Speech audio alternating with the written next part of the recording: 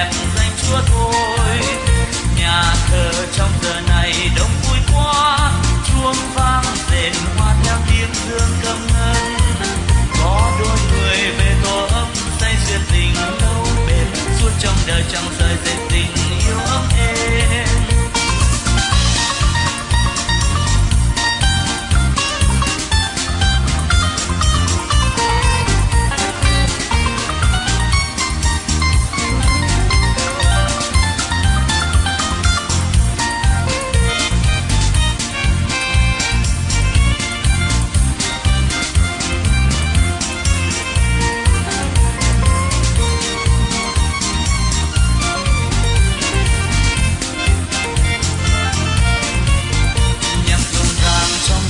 Chiều nay vui quá, chuông vang rền hoa theo tiếng dương cầm ngân.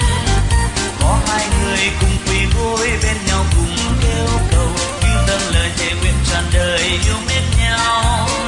Lặng thầm nghe lời vàng trong kinh thánh, yêu nhau hoài dù năm tháng phai ngày xanh. Biết khao hoài dù đời sống vui hay nhiều lo buồn, tin chung hoài dù giàu nghèo chọn tình mến thương.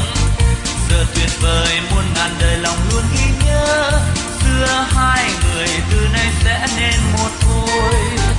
Cảm ơn Ngài vì hạnh phúc Chúa ban từ trên trời, chúng con nguyện trọn đời làm đẹp